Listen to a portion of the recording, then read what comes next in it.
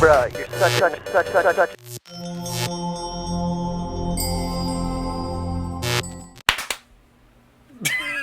Do I say go? 3, 2, 1, go, clap. There we go. Good enough. We're there. Man. We're there. Welcome, everyone, to episode Everybody. 10 of Already Distracted. Woohoo! I know, with 10 being a cursed number in ancient Mayan culture, we have a special episode today. Is that A why everything's spooky episode. Oh. Yeah, that's why I have the lantern of spooky fire back here. Ooh, I like the lantern of spooky fire. Don't look now. Yeah, I've but- got the water bottle of spooky water. Not really. It's just. And I Oh. have my face. Yeah, that's pretty spooky. I've even got my storytelling hat. Your storytelling hat. He's tired. I like it.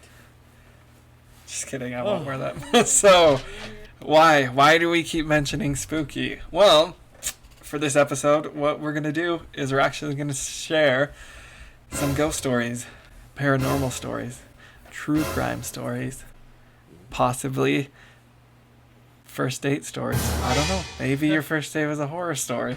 Oh, I didn't think we were going to go that far into horror. Oh no! We're not going, don't worry, we're not going too deep. We don't need to talk about life's traumas. Or maybe we do. That is the But- scariest of all. Yes, this episode was inspired by Devin. It's my topic, but he's a child of horror movies. Oh, I was going to say. Grew up with them. What The are you trying to most say, Ben? traumatized one. No. No. Yeah. So Cool. how it's gonna work is we each prepared some stories that we're gonna share, and Yeah, we'll just prepared. go around and yes, because we do not procrastinate on I actually Already did, Distracted. But, I may have read too many, and It now was a I joke. can't remember which one to pick. Well, that's okay. good. I'll give you a prelude to my turn when it's my turn to read. Who's going first? Okay. Should we roll a dice? Sure. It's your episode. Okay. Man, however you want to do it. 1 through 10 is Taylor. No, that doesn't work. What's 20 divided by 3? Roll a d12. Oh, duh. D. Okay. 1 through 4 is Taylor. 5 through. 1 through... 5 yeah. through I can't math. 8 is Devin. And Devin.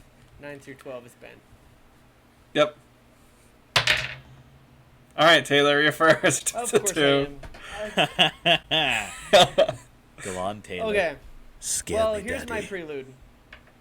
So, being the totally not procrastinator self I am, I waited until last night when I worked a very late shift covering a dance, and I was sitting in the dark end of a school by myself late at night, reading all of these ghost stories. And I may or may not have spooked myself. Well, that's Slowly the best way to do it. vacuuming, like, So many, Hello? and so sorry. I've got a. Where was it? I'm scrolling through trying to find the one I was gonna read. Oh, yes, I better find my quick little guy. There we go. Yeah. Found it. Okay, I'm ready for I have my Word document pulled up. that. Yes. So these, this is just from r/ghost stories.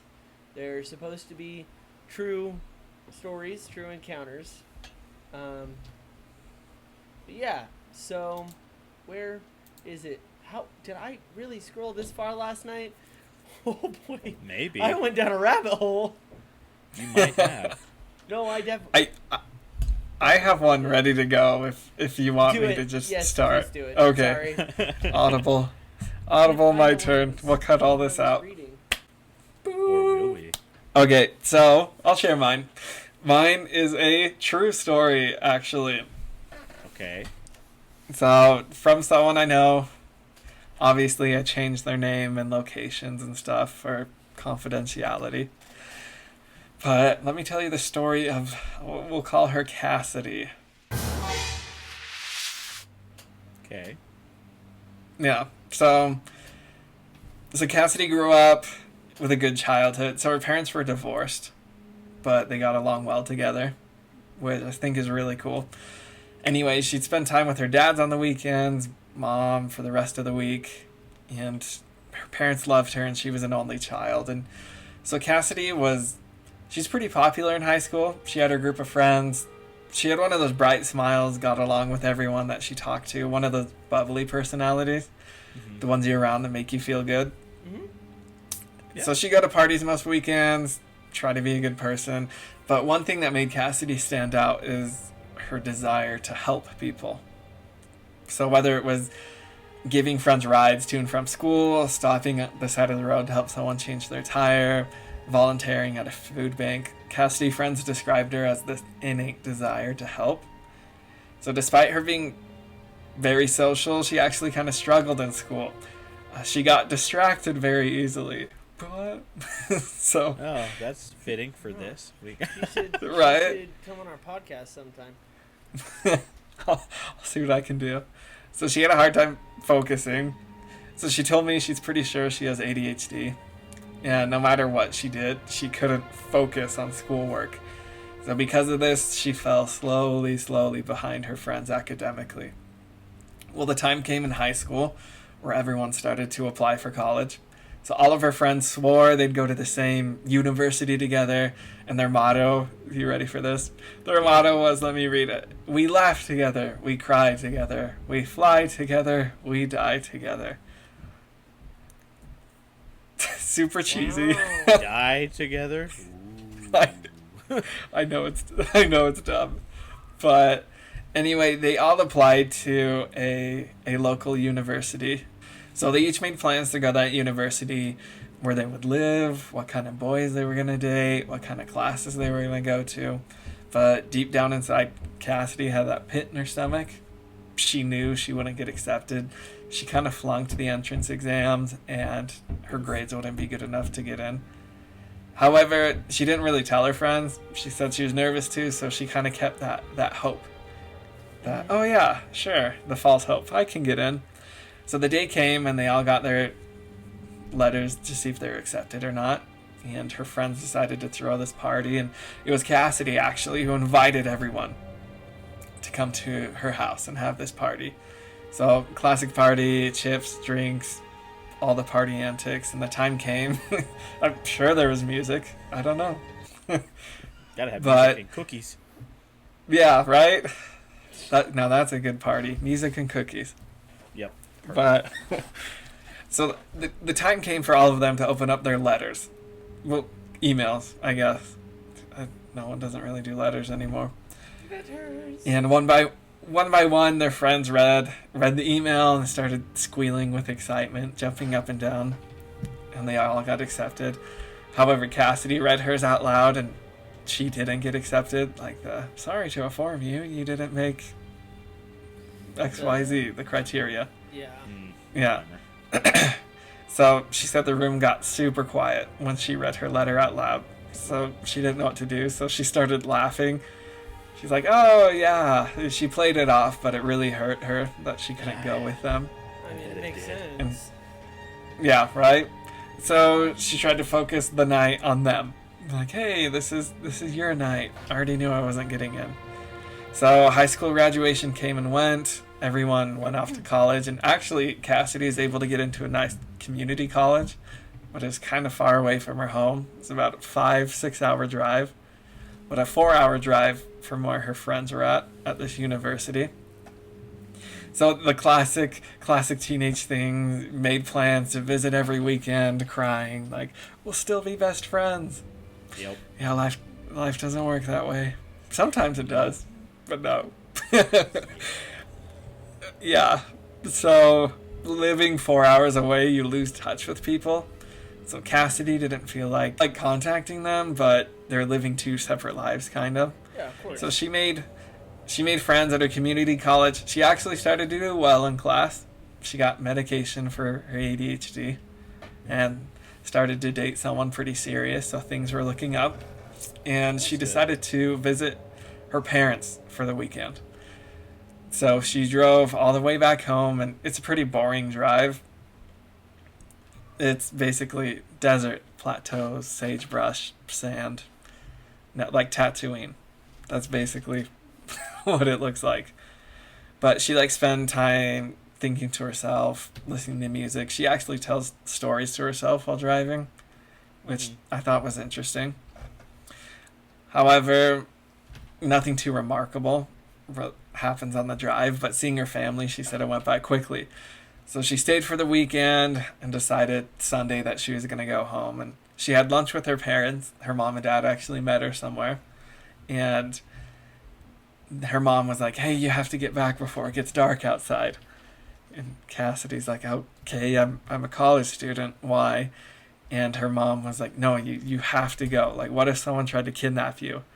And so she laughed at her mom. She's like, Mom, middle of the night, in the middle of nowhere, why would someone be out there?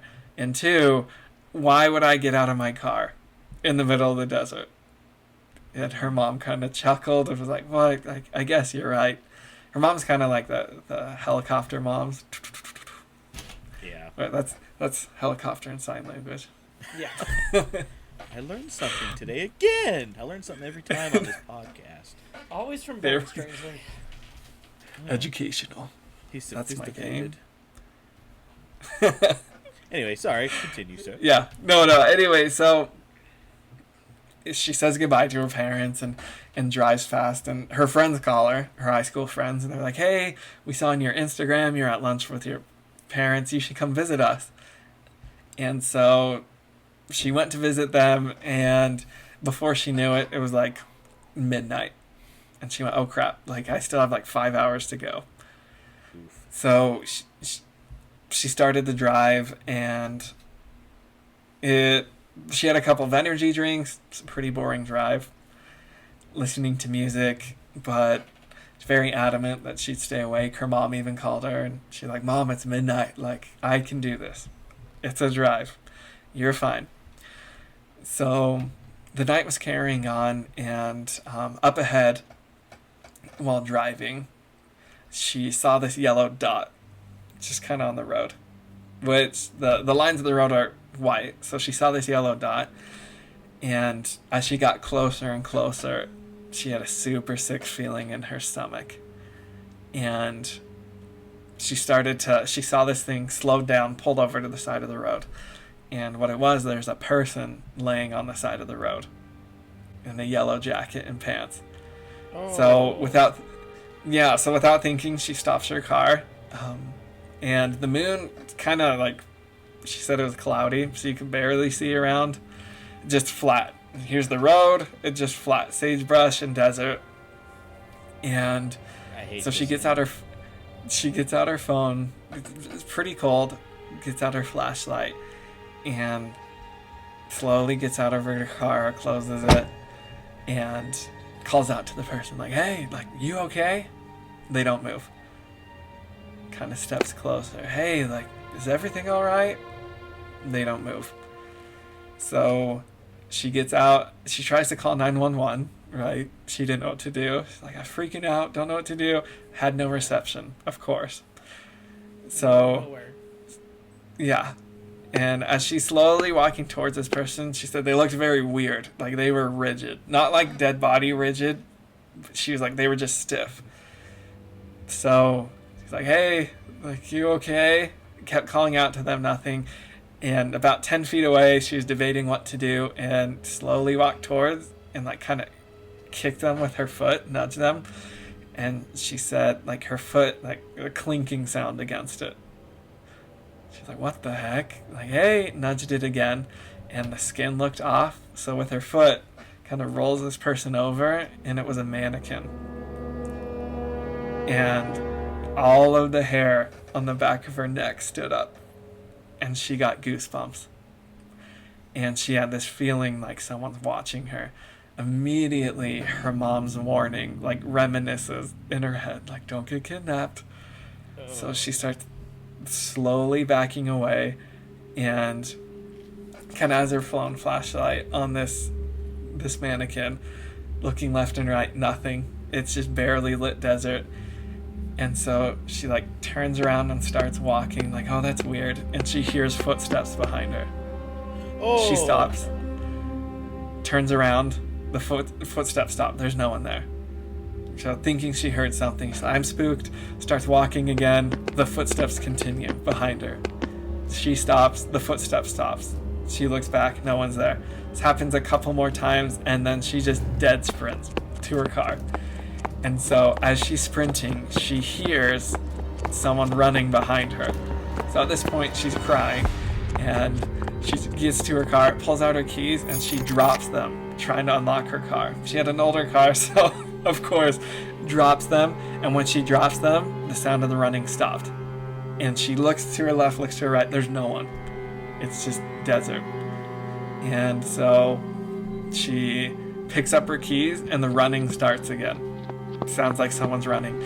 So she throws open the door, slams the door, starts her car, and just peels out of there. Just flies away. And she's sobbing hysterically.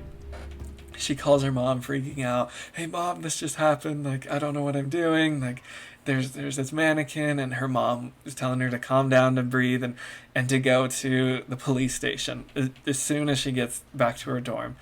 And so she told her mom, what am I going to tell him? There's a mannequin running around in the desert. Like, this is not really a crime. So she was shaken up, gets back to her dorm. It's around 5 a.m, and where she's living is pretty, like, closer to the equator. It was in the summer, so the sun is barely peeking the horizon at her dorm, and looks at herself in the mirror, puffy red eyes, mascara down her cheeks, and she just starts laughing hysterically. And she started laughing because of the whole situation where she thought a mannequin was chasing her in the middle of the desert. Yeah, it's creepy, kind of what happened, but that's weird. And she's like, kind of like, oh, danger's over. She's laughing, and she opens her car door, and something falls to the ground, and just the small object falls to the ground, and when she looks at it, just again, all the hair on the back of her neck stood up, a pit in her stomach, and on the ground was a human finger. Yeah. What?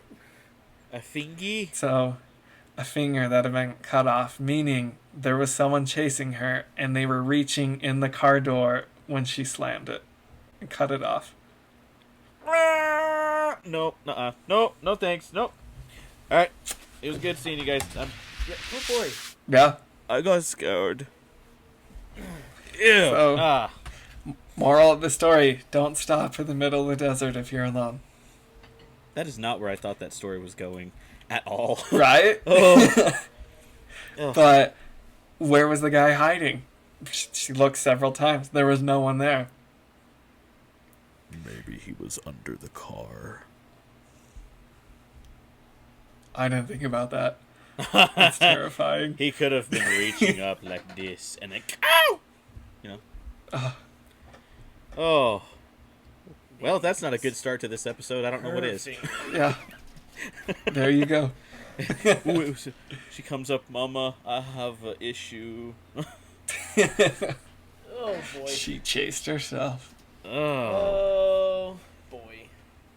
Good one. Who's next? Thank you. Thank you. Thank Cassidy. If Taylor's ready, he can go. If not, I have a quick personal I've got a one. couple now. Ben reminded me of a quick personal one. Well, kind of good. personal. There we go. It was a friend. So, Okay. I had this friend in high school. We'll call him Kyle. The first name that popped in Do my head. different name. Okay, give me a different name. Can we- It's an alias. Okay. Jared. So. Jared. Sure. Jared. Call him Jared. Jared's a pretty big guy. Jared played football. Jared's not someone you'd want to mess with. He's a big man. Okay. Yeah. And Okay. after high school, he moved. He went to Utah State. So he moved down to Utah State. One night, he's coming to visit home, but he had to work. So he gets off work at 10, 11 p.m. and starts driving home. And you guys know the pass from Logan over to Brigham, Yeah. Yeah. that Yeah. road? Okay, Mhm. so there's a hitchhiker. Ooh. And Oh, no. No. He's like, all right. And he stops. He's a big guy. Like, he has no reason to really. I guess be that's scared. true. He's a big man. And he stops and he's just like, hey, need a ride? Where are you going? He goes, well, I'm trying to get to Salt Lake. Are you heading that way? It's like, oh yeah, I'm heading south. Hop on in. And the guy takes this big old shoulder bag, big old duffel bag, tucks it in the back, hops in the car, and they're driving. After driving for, I don't know, 10, 15 minutes, no one's really said anything. It's kind of just awkward silence. So Jared kind of turns to the bet. yeah, Jared turns to the other. So, how's it going? Good. Yeah, things are good. Why are you going to Salt Lake? Just visiting. Just not really giving any responses and kind of peters out. And eventually he's just like, so what's in the bag? And the guy just stops and looks over at him. It's not your bag. No. Oh, okay. Don't mean to pry. I'm just curious. I'm just trying to make small talk. It's not your bag. So Jared's like, okay, all right, whatever. Stops talking, a little creeped out. And eventually this spirals a bit. It gets to the point where you're just like, okay, man, you're being really creepy. What's in the bag? It's like, it's not your bag. He's had enough. He pulls over, he stops, like, get on my car. And the guy gets out, and Jared just speeds off, completely forgetting to get the bag out of the back of his car. So, anyways, yeah, that's pretty much the whole story. It was just kind of creepy and ominous, and he went home, and that was that. But, Wait. What? What was in the bag? It's not your bag. Ha ha ha ha! It's just a dumb, scary, funny joke story. I don't know. I don't have a friend that did that. You led me on. You're a liar. I do have an actual story, though, that if you want me to read, I can do, too. I am speechless of disappointment. I know. Like, I want to know what's in the bag. Yeah, fake story. You know what? Haha, so funny. You know what? In my own like magical pretend world, I'm gonna say it was cookies. Yeah, sure. It was cookies. It was But cookies Jim Bagger and not a cookies. severed That's a head. campfire scary story joke you tell when everyone's telling scary stories. Fair enough. And Uh-huh. then everyone always does exactly what Ben is. What was in the bag? I'm And you just a turn and yell at basic him. camper. It's not your bag. It's not your bag. Maybe it was another finger. So yeah, no, that didn't actually happen. Just a fun little scary joke story. I do have a much longer story if you want me to read that right now. Yeah? Sure. Yeah? Okay, Yeah, so go for this it. one Do is it. from Reddit. It's from r/ghost stories, posted by u/wolfdream. Ooh, It's I titled love wolf dreams. My Trip to the Slaughter Yard, a story my mom wouldn't tell me until I turned 30. What? I don't like it. He goes Okay. to preface the story about saying how his mom's very religious, does not believe in ghosts, believes that after death, the soul sleeps until Judgment Day. No ghosts, no shot. Okay, that's essentially how he Okay. prefaces it. But then he goes on to say, but this story genuinely had my mom, like, shaky and scared. Okay. So, in 1988, my parents had their second child. This was my brother Victor, obviously an alias. We were very crowded in our rented flat with two babies. My parents decided to move to a rambling old two-story farmhouse on a 7-acre plot in southern Ohio. Ooh. For more room for the family. It was way out in the sticks and took almost an hour to get to town from there.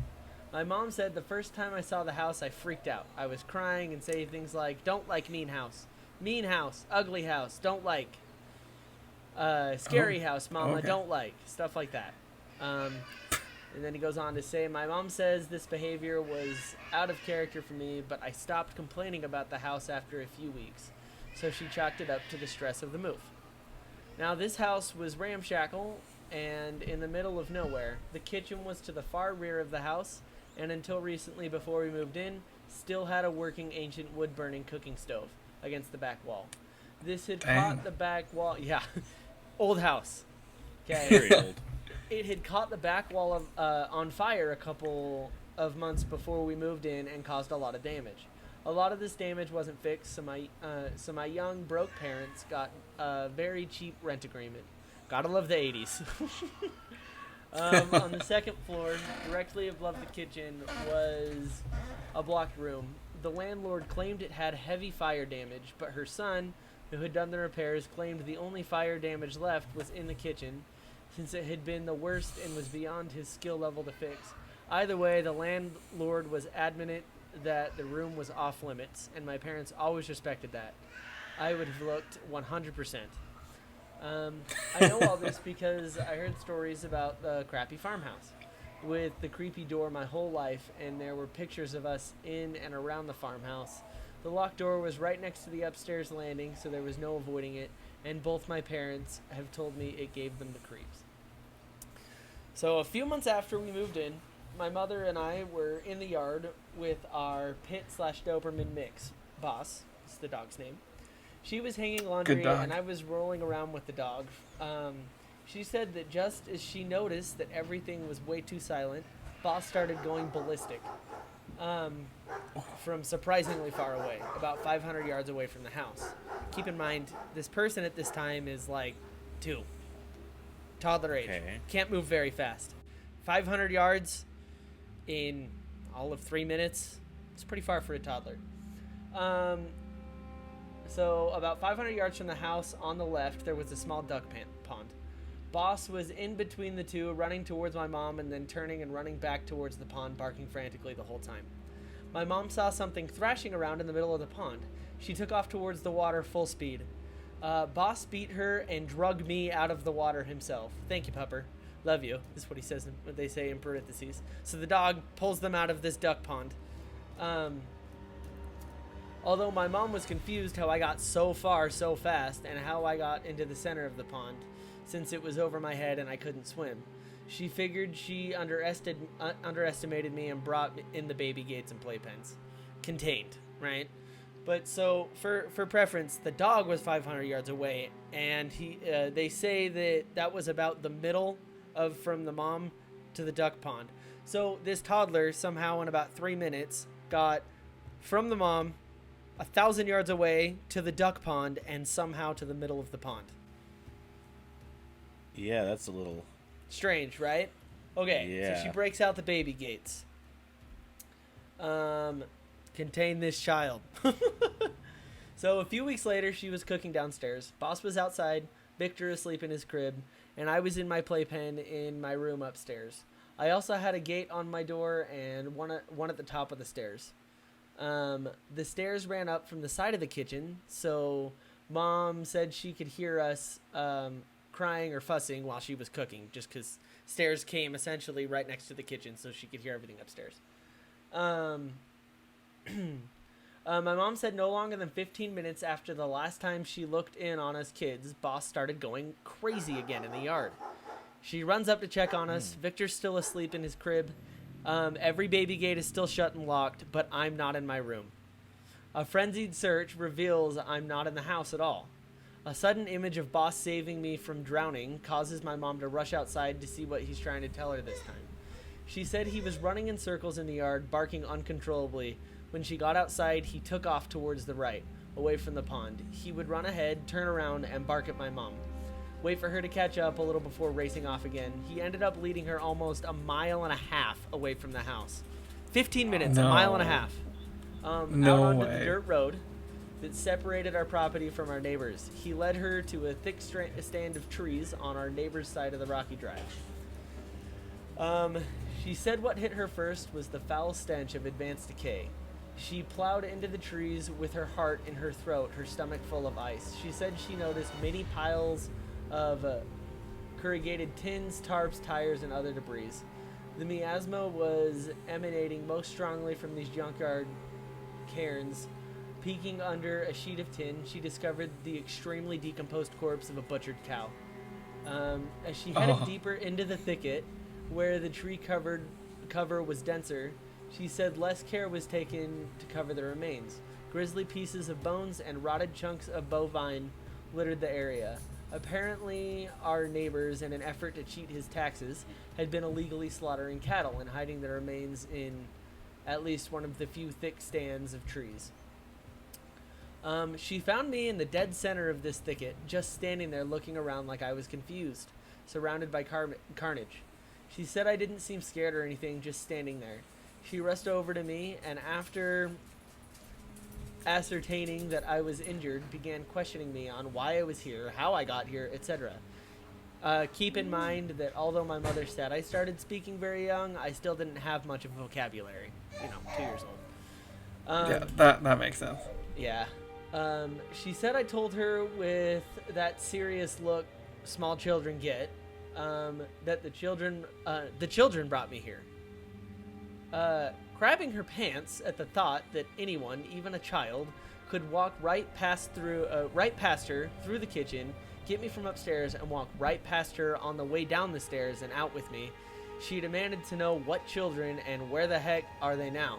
I looked at her dead serious and told her the ones that live with us in the room at the top of the stairs, and that I didn't see them anymore. Freaking creepy.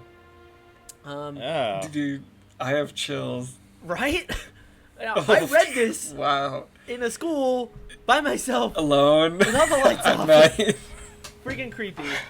After a moment of stunned silence, she started asking all kinds of questions about these children. However, she told me that I refused to say anything else. She said as long as she questioned me about what happened, I would just stand there. Excuse me. Bless your face. I would just stand there staring at her with a serious expression and my mouth closed. She said this same pattern held true every other time she brought it up to me, so she was always left wondering and immediately began hounding my dad about moving closer to town. While the incident with me getting to the pond was highly unlikely, it was at least remotely possible. My mother is adamant that me being in the hidden slaughter yard that day was flat impossible. She said there is no way I could have even known it was out there, much less have the ability to open and relock the baby gates, get downstairs, past her, and end up almost 2 miles down the road in this place in under 15 minutes. I was only 2 and as slow and clumsy as most toddlers. As I said, she is still shaken by it after 30 years.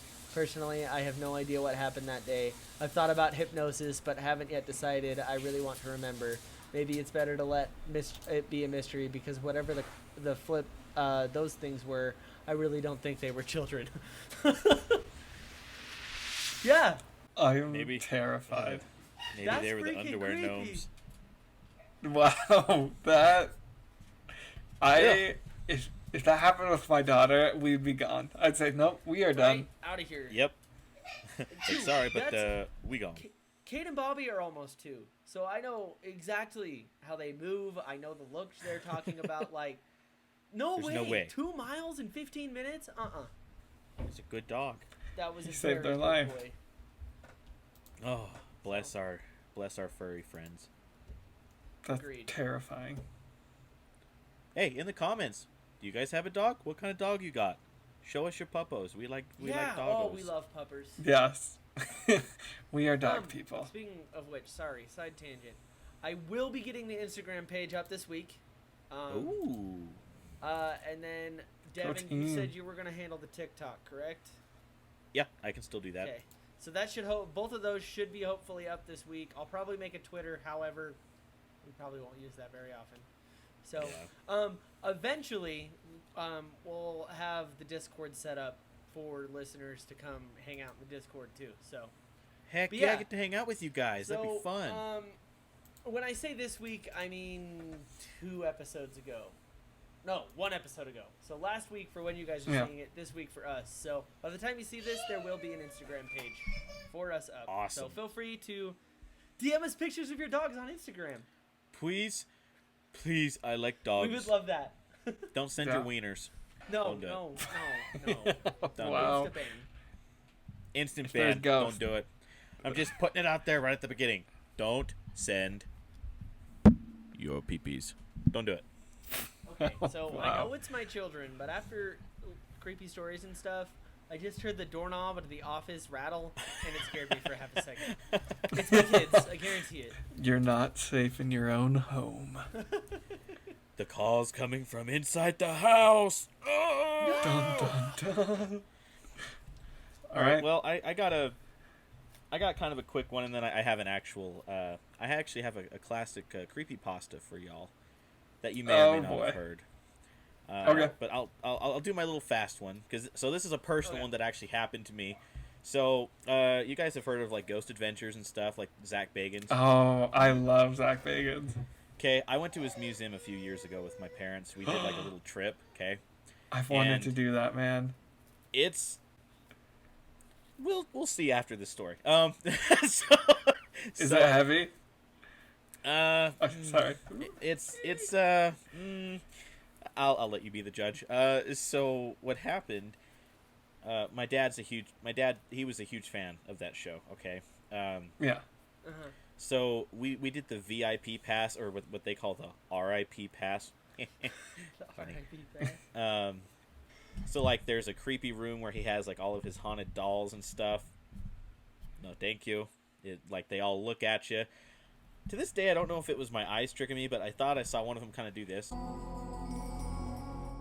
Just slightly. That's not the scary part, okay? So the scary part, there's an area that they call the basement, and it's the basement of the house where they have some occult stuff down there, okay? Now, one of the things they have down there is this little... It's not really a statue, it's like a little mini like stone obelisk type of thing. And there's a book. And this book belonged to a satanic cult. And they were known for sacrificing children. So it's me it's me in front of me, my mom, my dad, and then two or three other people that were part of the tour.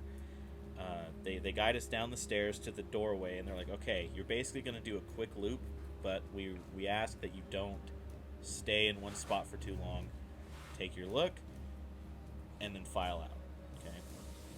They're very specific about it, which was, I'm like, okay, that's kind of odd. So we go down, and the moment we pass through the doorway, I get like that kind of weird, kind of sick, little weird feeling in my stomach, and I feel like the back of my head's buzzing. It's really weird. So you go down, and it's very dark. Like they have some like candles, like some fake candles that are lit up everywhere just to guide your way. And we're going through, and then the people in front of us, they start moving really fast, and it kind of freaked us out. So we all start moving, and it's kind of dark, so we all have our hands like on each other's shoulders and stuff, so we're shuffling out, and we just feel something around us. We go upstairs, and we're all upstairs. Everything's lit again. We're fine. The lady can tell that something weird had happened, but she just kind of keeps the tour going. And I turn to my mom, and I'm like, whew, man, that was kind of scary. I thought you were going to rip my shoulders off. She goes, I was in front of you. I was the last one in line, and I felt something on my shoulders, like, grabbing me like this. No. Get So ever out of since here. then, I will not go back to that museum after that. Nope. Get out. Yeah. Like, I physically felt something, like, you ever had, like, a friend come up behind you and you, like, whoa, like, kind of, like, jumpstart you with your shoulder, That's what it felt like. Yeah. I was like, Oh, nope. my goodness. So, if you would like to do that, Ben. But now, for the real one that I prepared for you guys today. I'm going to go change my pants really quick. Oh, we should have... This episode's sponsored by Depends. No, it's just Depends. No, it's not. We're not sponsored. We're not. Hopefully. Yet. Not yet. Also, I don't know if I want sponsorship from Depends. Hey, you don't know. Some people need to potty in their pants. Oh, boy. All right. Sure. Whatever. Wow. Okay. Okay. Potty humor and ghost stories. Here Okay, we back go. in the mood. The I'm a real scared story. little boy. Gotta have a little bit of levity. Okay. Have you guys ever heard the tale of the 11-mile challenge? I don't think so. No. Okay. So this is from the original creepypasta. I think it can be found on r/nosleep as well. Probably. So No this, sleep. That's a subreddit. Yeah. r/nosleep. And it has Oh, some doozies. Let me tell you. I'm gonna look Okay. that up. Okay. I know what I'm gonna do after this. Okay, so the 11-mile challenge is based off of a legend that will help you achieve whatever you desire in life. So I'm just going to read this verbatim, what it says, and hopefully y'all will get nice and spoopy. Okay? Okay. Okay. If you attempt this challenge but fail, then who knows what will happen to you. If you finish the challenge, you will find your reward. Do you have something that you truly, relentlessly desire? Despite your state in life, there's something else that would go completely to the end of the world to get. Well, lucky for you, there's a way to achieve what the journey can prove to... I messed that one up. There's a way... there's a way to achieve what... But the journey can prove to be very bothersome. Do not use a vehicle too large or noticeable, as you will need some of the cover of night to do this most safely. Also, while any sort of car will do, you may not want to choose the most expensive or cherished vehicle. Do not drive faster than 30 miles per hour. You can take your new slick black Mercedes or Mustang for the drive if you choose, but you will see or feel its signs, but what the signs will be will depend on what it is you desire. If you are in search of wealth, you may spot shimmers on the empty branches of trees, as if their rings... as if they... Wow, they really mistyped on that one. Okay. Holy cow. Okay, so you're going to spot things as you drive that relate to what you're looking for. Do not open the windows when you've entered. Time has stopped, so you don't need to worry about losing the night. Though you may not notice, you're not actually in your own vehicle.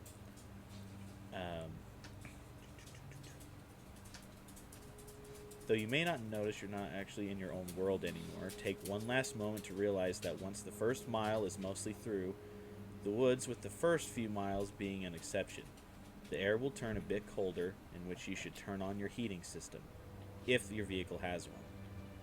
You won't want to take your eyes off the road. Take some time to calm your uneasiness by admiring some of the night sky. You'll see it completely lined with stars, and you'll realize that What? Sorry, my dog just jumped on my lap. Oh. That scared the crap. Ben. Oh my! God. Oh my heart! I was like, what? You like jump scared me with that.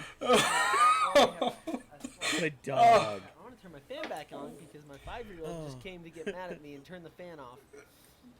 Wow. Okay, sorry. My heart is pounding. I was. Oh, that's funny. Okay, sorry. Do continue. Hi, No, dog. You're good. Oh, that's funny. Good job, dog. Make sure you're still Thank alive, you for Ben. the content, Lola. Ooh, oh, man. Good dog. Good. Pupper. You realize the vehicle's headlights will no longer be required. Restrain yourself from gazing. If you look at its light for even more than a few seconds, the road in front of you will end, throwing your vehicle into the water, in which you will freeze in mere minutes. The voices will be gone for this mile, but don't rejoice yet. They will be back. On the first mile, if it gets really cold, you may turn your heater on. On the second mile, if you still haven't turned the heater on, you should do it now. If you decide not to turn it on, you may regret it later. On the third mile, ignore any silhouettes that you may see in the trees. No matter how human they seem, keep your eyes on the road. On the fourth mile, you may hear voices whispering in your ear. Ignore them, no matter how human they seem. On the fifth mile, if the trees vanish, a random appearance of a lake, and the moon starts glowing, ignore them at all costs. On the sixth mile, take into account that you are more than halfway done. Despite the progress, you may lose hope here. The stars will have disappeared at this point, leaving the sky an empty black abyss. The clearing will have ended, leading you back into the woods. The only light you will be provided with is by your own vehicle's headlights, but they will flicker from time to time. even if you're sure they're in perfect working order. If you have a radio in the vehicle, it will turn on here automatically. If you didn't turn it off beforehand, it will produce an overwhelming screech that will send you off the path. A calm voice will then begin to speak about your greatest fears, what it is you are horrified of in your life.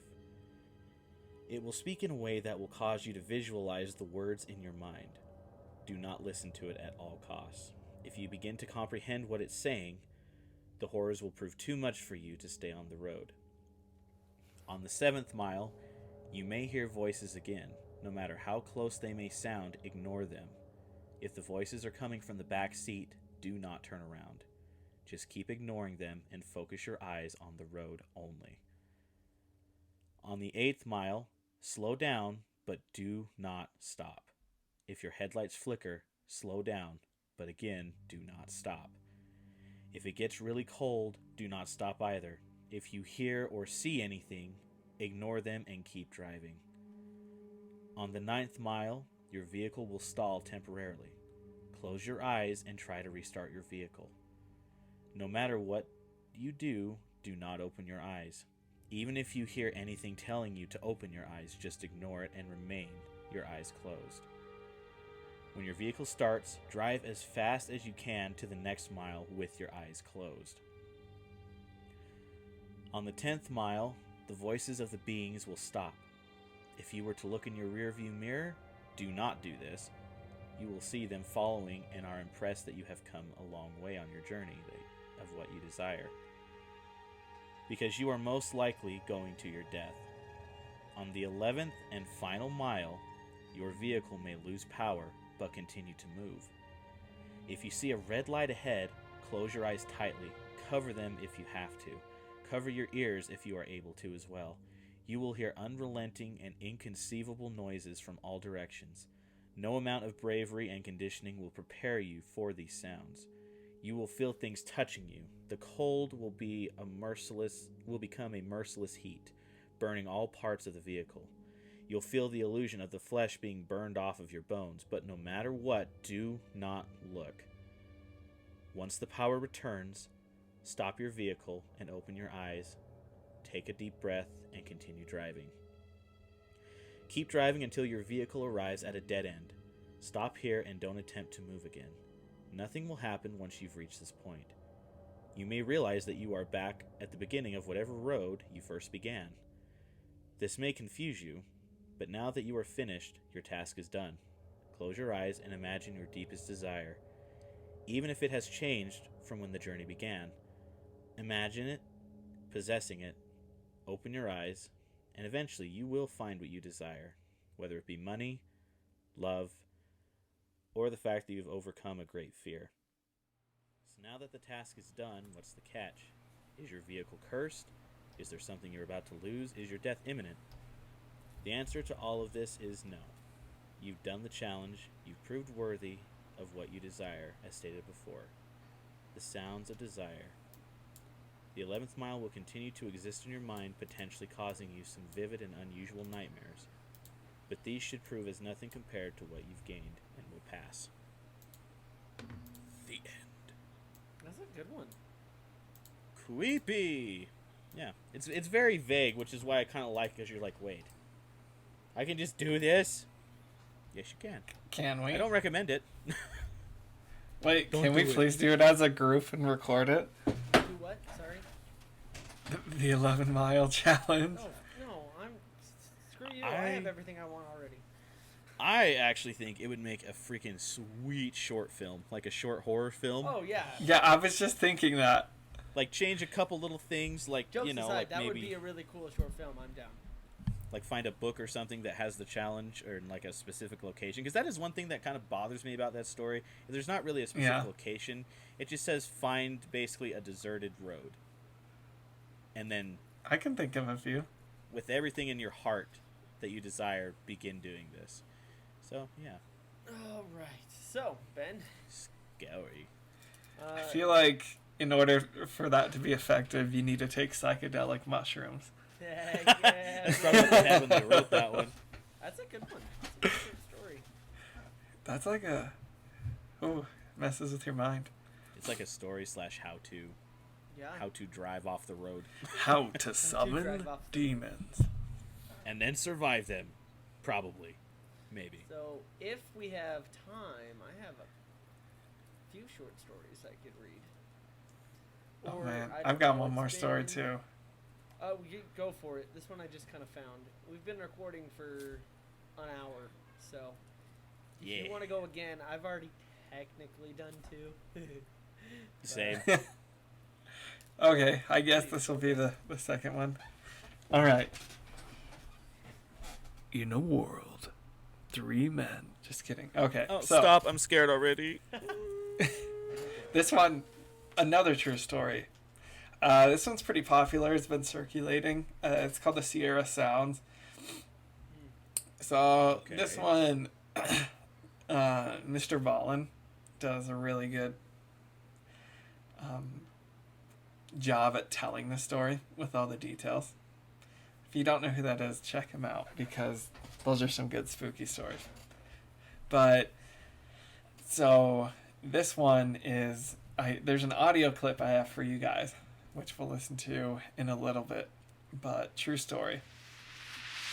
So in the Sierra Nevada mountain range, there's this small hunting camp that belonged to these 3 men, and it's just kind of deep backwoods. You wouldn't know it if you saw it. There's a small cabin that they built there, and the path changes every year based on like trees falling down, snow, mud, all this stuff. Yeah. But a lot of them describe it as like a heaven on earth because there is a fresh stream that trickled through the camp. There's deer everywhere, the fishing, and 1971. Yeah, so 1971, there's a man named Ron Moorhead, and he was invited to this camp by the 3 founding men. And so up there, if you don't know the Sierra Nevada mountain range, it's bear country. There's a ton of bears. Kind of the prep talk in 1970s, like, hey, there's a bear. What we do is we usually like to sleep under the stars. If there's a bear, we go in this small cabin.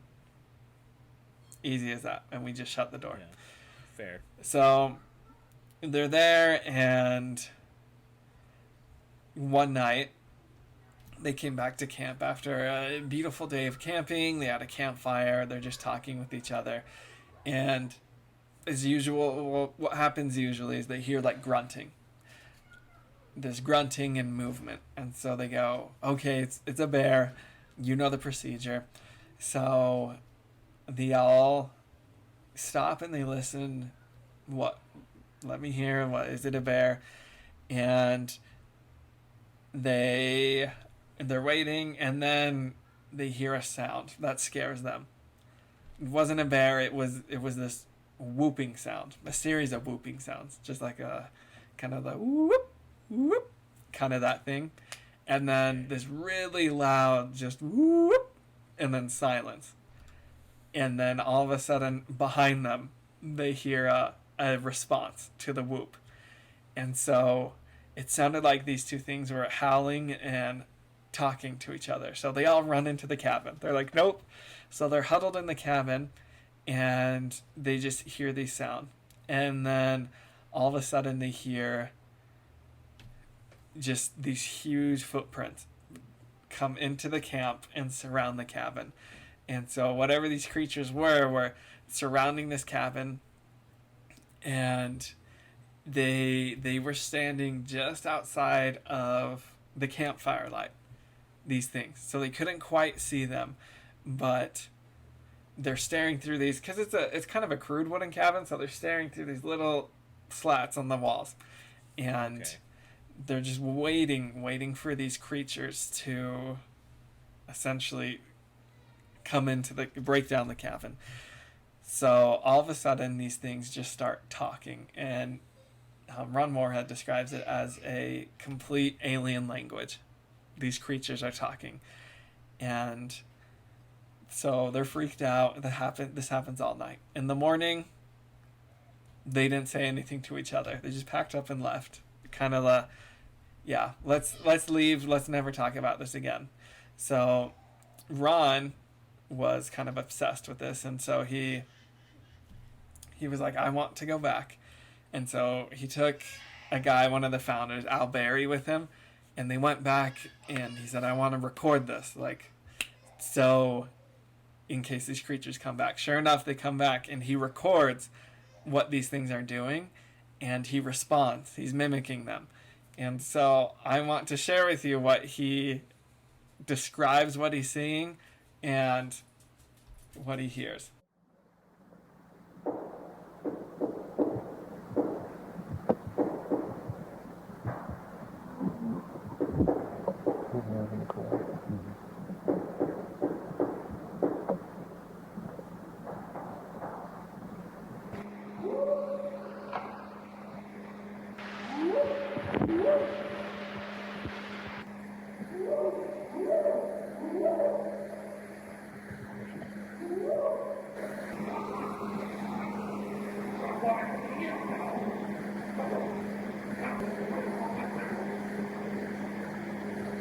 Which one's like this?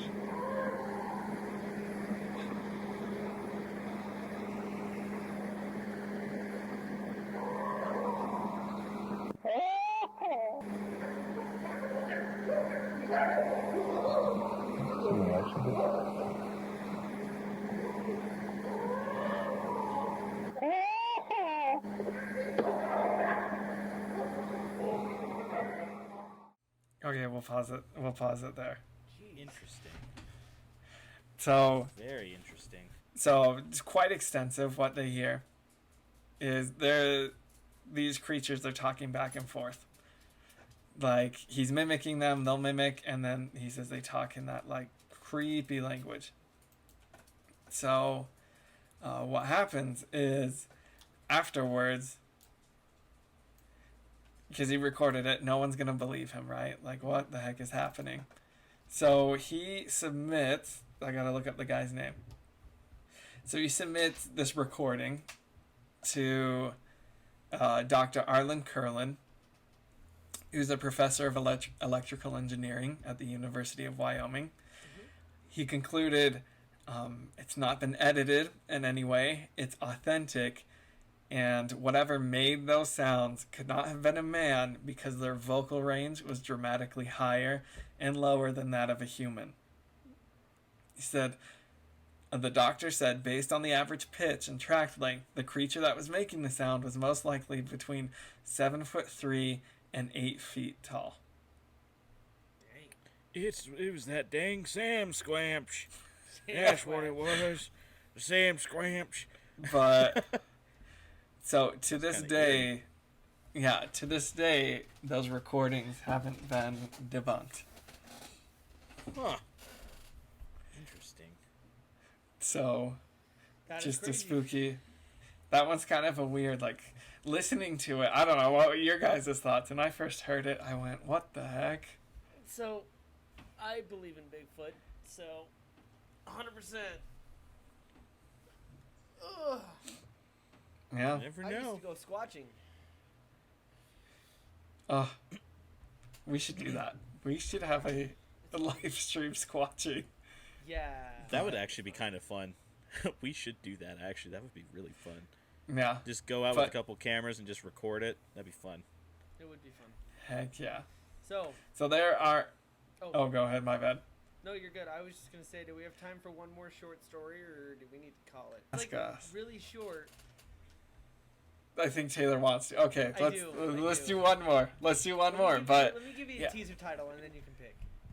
I'm a search Okay. and rescue officer for the U.S. Forest Service. I have some stories to tell. Oh, is this the one about this He has posted the like 9 stairs in the stories. woods? That's one of them. He's posted 7 stories on Okay. this one thread, and I'm just gonna read one of them. Okay, Then- okay. Okay, let me Cool. swap my batteries real quick. Okay. Okay. This one starts. One of the scariest things I've ever had happen to me involved the search for a young woman who'd gotten separated from her hiking group. We were out until late at night because the dogs had picked up her scent. When we found her, she was curled up under a large rotted log. She was missing her shoes and pack, and she was clearly in shock. She didn't have any injuries, and we were able to get her to walk with us back to base ops. Along the way, she kept looking behind us and asking us why the big man with the black eyes was following us. She couldn't see anyone, or we couldn't see anyone, so we just wrote it off as some weird symptom of shock. But the closer we got to base, the more agitated the woman got. She kept asking me to tell him to stop making faces at her. At one point, she stopped and turned around and started yelling into the forest, saying that she wanted him to leave her alone. She wasn't going to go with him, she said, and she wouldn't give us to him. We finally got her to keep moving, but we started hearing these weird noises coming from all around us. It was almost like coughing, but more rhythmic and deeper. It was almost insect-like. I don't really know how else to describe it. When we were within sight of base ops, the woman turns to me, and her eyes are about as wide as I can imagine a human could open them. She touches my shoulder and says, "He says to tell you to speed up. He doesn't like looking at the scar on your neck." I have a very small scar on the base of my neck, but it's mostly hidden under my collar, and I have no idea how this woman saw it. Right after she says it, I hear that my camera just died. Taylor's camera just died. Right after she says it, I hear that weird coughing right in my ear, and I just about jumped out of my skin. I hustled her to ops, trying not to show how freaked out I was. But I have to say, I was really happy when we left the area that night. How's that for creepy? Yeah, that'll do it. No, thank you. Just kidding. Wow. I don't. Thank you, everyone, for listening. There's some tears, some jump scares, and some cheers. Yeah, check out No Sleep. And Ben, the people I were going to recommend to you are, one of my favorites is Dr. Creepin. Dr. Creepin. Creepen. That one's good. Unit 522 I listen to every once in a while. I don't even know that one. They're pretty good. Unit 522 All right. is strictly No Sleep. Dr. Creepin is not. So, yeah. And I have one Pretty for good. you. All right. Creepcast on YouTube. That's a good one. With Meat Canyon and Wendigoon. And we recommend these to you guys too because Creepcast. y'all will enjoy, guaranteed. And my recommendation is Mr. Ballin. Yeah, Alright, he has some I good will ones check too. them out. We will put all these people and links to their channels in the description. Yeah. Heck yeah, go check them out. They've got some good But- stories. Yeah. Thank you for joining our 10th episode, the spooky episode. If you'd like to hear more of these stories, let us know. I have about 4 other personal stories I didn't share. I have a There's few one stories. that actually, like, I've got I still lose sleep over it today. Oh. But, Maybe Yeah. part 2 to this then one day. Hey, if you guys want to hear it, we'll do it. yeah. Yep. Like, yeah, let us know in the comments Yeah. if you want more scary episodes like this. But on All that right. note, my my 5-year-old's losing his mind and wants to go to grandma's. So, farewell. To grandma's we go. Bye, everybody. Love you all and stay safe. Happy nightmares. Bye bye.